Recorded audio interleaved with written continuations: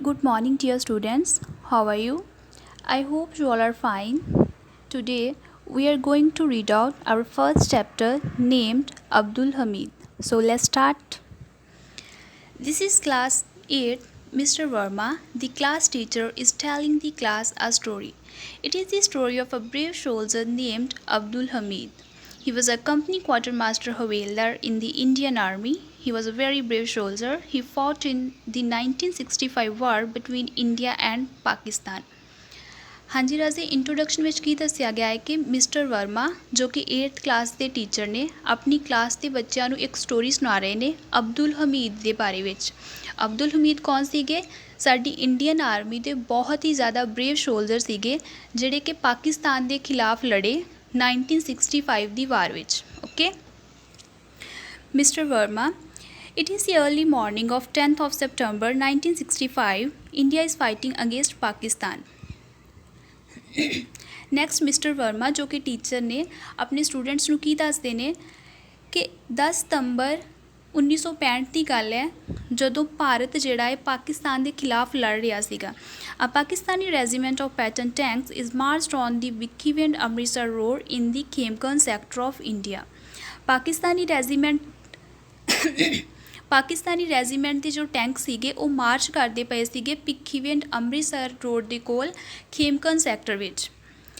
It has reached a village named Cheema. This village is on the border. In this sector the battle has been going on since September 6।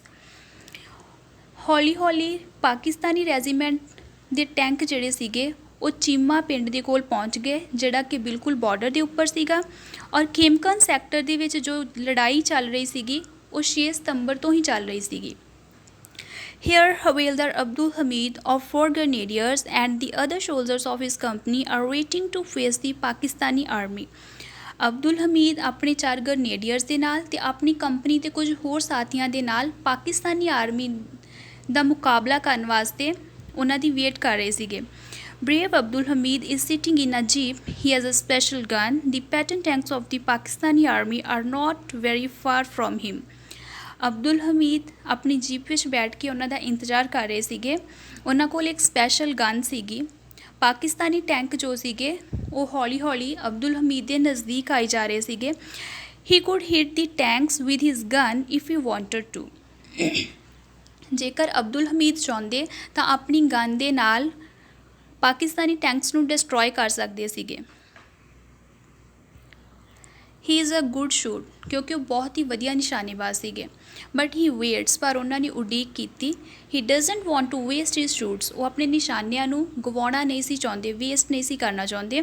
He wants to hit each tank with his shoot. ਉਹ ਚਾਹੁੰਦੇ ਸੀਗੇ ਕਿ ਉਹਨਾਂ ਦੇ ਹਰੇਕ ਨਿਸ਼ਾਨੇ ਦੇ ਨਾਲ ਇੱਕ ਪਾਕਿਸਤਾਨੀ ਟੈਂਕ ਜਿਹੜਾ ਹੈ ਉਹ ਡਿਸਟਰੋਏ ਹੋ ਜਾਏ, ਪੂਰੀ ਤਰ੍ਹਾਂ ਤਬਾਹ ਹੋ ਜਾਏ। The Pakistani tanks are very powerful and dangerous. Pakistani tank ਬਹੁਤ ਹੀ ਜ਼ਿਆਦਾ ਸ਼ਕਤੀਸ਼ਾਲੀ ਅਤੇ ਬਹੁਤ ਹੀ ਖਤਰਨਾਕ ਸਨ। They are coming nearer and nearer. ਉਹ ਹੌਲੀ ਹੌਲੀ ਹੋਰ ਜ਼ਿਆਦਾ ਨਜ਼ਦੀਕ ਆਈ ਜਾ ਰਹੇ ਸੀਗੇ। They are firing continuously. Brave Abdul Hamid marches forward. Pakistani tank ਜਿਹੜੇ ਸੀਗੇ, ਪਾਕਿਸਤਾਨੀ ਆਰਮੀ ਜੋ ਸੀਗੀ ਲਗਾਤਾਰ ਫਾਇਰਿੰਗ ਕਰ ਰਹੀ ਸੀਗੀ। ਅਬਦੁਲ ਹਮੀਦ ਵੀ ਥੋੜ੍ਹਾ ਅੱਗੇ ਵਧੇ। He sees a Pakistani tank. ਉਹਨਾਂ ਨੇ ਇੱਕ ਪਾਕਿਸਤਾਨੀ ਟੈਂਕ ਦੇਖਿਆ। He turns his gun and fires a shoot. ਉਹਨਾਂ ਨੇ ਆਪਣੀ ਗਨ ਦਾ ਜਿਹੜਾ ਸੀ ਗਨ ਨੂੰ ਪਾਕਿਸਤਾਨੀ ਟੈਂਕ ਦੀ ਤਰਫ ਮੋੜਿਆ ਅਤੇ ਸ਼ੂਟ ਕਰ ਦਿੱਤਾ। And wow the tank catches fire. It goes up in flames. ਦੇਖਦਿਆਂ ਹੀ ਦੇਖਦਿਆਂ ਉਹ ਟੈਂਕ ਅੱਗ ਦੀ ਲਪੇਟ ਵਿੱਚ ਆ ਗਿਆ ਅਤੇ ਸੜ ਕੇ ਸੁਆਹ ਹੋ ਗਿਆ। All the soldiers of Abdul Hamid's company are so happy. Abdul Hamid ਦੀ ਕੰਪਨੀ ਦੇ ਸਾਰੇ ਸਾਥੀ ਬਹੁਤ ਜ਼ਿਆਦਾ ਖੁਸ਼ ਹੋਏ। ਅਜੀਤ ਸਰ ਵਾਜ਼ ਹੀ ਸੱਚ ਅ ਗੁੱਡ ਸ਼ਾਟ। ਅਜੀਤ ਜੋ ਕਿ ਮਿਸਟਰ ਵਰਮਾ ਦਾ ਸਟੂਡੈਂਟ ਹੈ ਉਹ ਕੁਐਸਚਨ ਪੁੱਟ ਕਰਦਾ ਪਿਆ ਕਿ ਕੀ ਗੱਲ ਉਹ ਸੱਚੀ ਬਹੁਤ ਵਧੀਆ ਨਿਸ਼ਾਨੇਬਾਜ਼ ਸੀਗੇ। ਮਿਸਟਰ ਵਰਮਾ ਉਹ ਯੈਸ ਹੀ ਵਾਜ਼। ਹਾਂ ਉਹ ਬਹੁਤ ਵਧੀਆ ਨਿਸ਼ਾਨੇਬਾਜ਼ ਸੀਗੇ। He was a crack shoot. Once a night he shoot a bird just hearing its sound. ਇੱਕ ਰਾਤ ਉਹਨਾਂ ਨੇ ਇੱਕ ਪੰਛੀ ਦਾ ਸ਼ਿਕਾਰ ਕੀਤਾ ਸੀਗਾ ਸਿਰਫ ਉਹਦੀ ਆਵਾਜ਼ ਸੁਣ ਕੇ, ਉਹਨੂੰ ਬਿਨਾਂ ਦੇਖਿਆ। Suresh really. Mister Verma listen further now he sees another tank. Mister Verma ਕੀ ਕਹਿੰਦੇ ਨੇ, ਕਹਿੰਦੇ ਕਿ ਉਹਨਾਂ ਦੀ ਬਹਾਦਰੀ ਬਾਰੇ ਹੋਰ ਸੁਣੋ। ਫਿਰ ਉਹਨਾਂ ਨੇ ਦੂਸਰਾ ਟੈਂਕ ਦੇਖਿਆ।